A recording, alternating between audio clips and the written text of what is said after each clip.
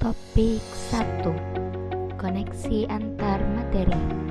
Relevansi perjalanan pendidikan nasional. Saya Fitri Nur Hidayati, mahasiswa PPG Prajabatan tahun 2023, bidang matematika. Pada bagian ini, saya akan menjelaskan mengenai keterkaitan antar materi, dimulai dari motivasi menjadi guru, kemudian pendidikan dalam perspektif Ki Hajar Dewantara, dilanjutkan dengan perjalanan pendidikan nasional, dan yang terakhir merupakan refleksi diri. Siapa saya saat ini? Saat ini saya Fitri Nur Hidayati merupakan calon guru profesional yang sedang menempuh pendidikan PPG Prajabatan tahun 2023 pada program studi matematika. Dengan mengikuti program ini, insya Allah nantinya saya akan menjadi agen perubahan untuk kemajuan negara Indonesia, khususnya menjadi guru profesional pada bidang yang saya minati, yaitu matematika. Saat ini saya sedang praktik mengajar di sekolah SMAN 1 Tasikmalaya bersama beberapa rekan lainnya. Kami sedang dibimbing oleh guru pamong dan DPL untuk menjadi guru yang profesional.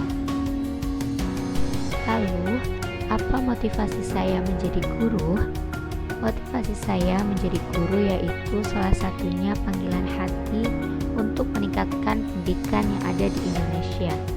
Karena menurut saya, pendidikan di Indonesia masih membutuhkan guru-guru profesional.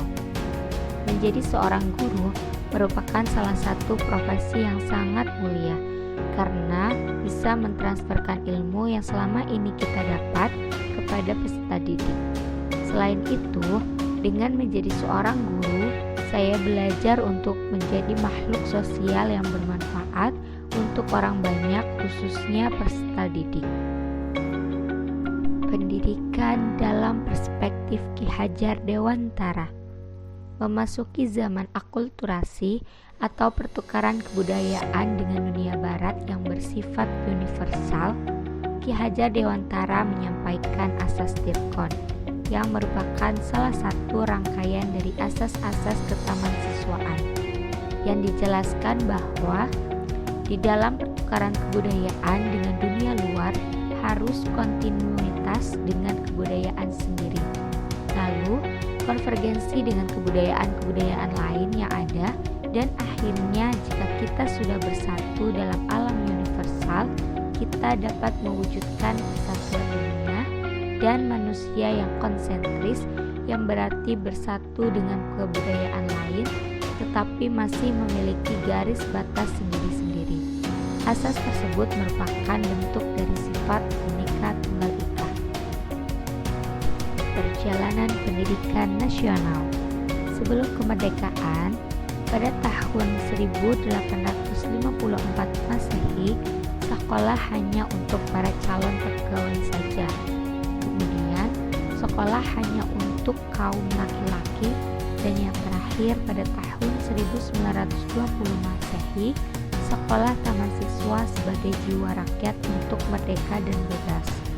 Selanjutnya, setelah kemerdekaan, kebijakan yang adanya kurikulum sering berganti. Kemudian, seluruh siswa mempunyai hak yang sama atau disamaratakan. Dan yang terakhir, guru fokus menyampaikan materi. Refleksi diri. Setelah mempelajari topik 1 terkait perjalanan pendidikan nasional, saya menjadi paham mengenai perjalanan pendidikan di Indonesia dari sebelum kemerdekaan dan sesudah kemerdekaan. Selain itu juga mengenai perjalanan kurikulum yang ada di Indonesia dan mengetahui pemikiran-pemikiran Ki Hajar Dewantara yang menjadi acuan bagi perkembangan pendidikan di Indonesia. Belajar menerapkan pemikiran Ki Hajar Dewantara bahwa sebagai seorang guru harus mendidik peserta didik sesuai zamannya dan berdasarkan kodratnya. Pengalaman baru yang diperoleh dalam materi ini yaitu pertama, menjadi seorang guru harus mendidik sesuai zamannya. Kedua, mengetahui beratnya perjuangan tentang pendidikan pada masa kolonial Belanda. Yang ketiga, alasan menjadi guru harus diperkuat dan senantiasa merefleksi diri agar menjadi guru yang terus menjadi lebih baik. Yang keempat, pendidikan di Indonesia selalu mengalami perubahan secara signifikan, sehingga kita perlu belajar cepat untuk beradaptasi dengan setiap perubahan tersebut. Yang terakhir, dalam proses pembelajaran bisa menggunakan konsep Golden Circle untuk pengembangannya karena akan mencakup lebih dalam lagi.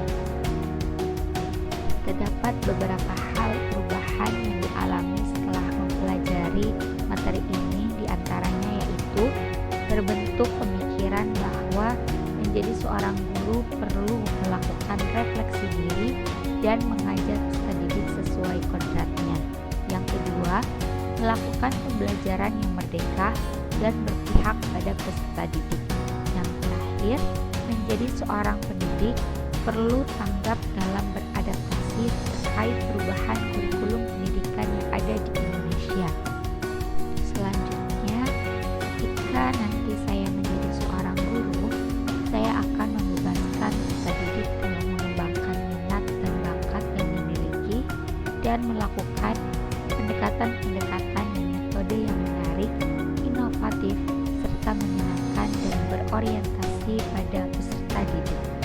Menjadi seorang guru merupakan suatu hal yang sangat disyukuri dan banyak pelajaran-pelajaran yang didapatkan ketika saya akan menjadi seorang guru profesional.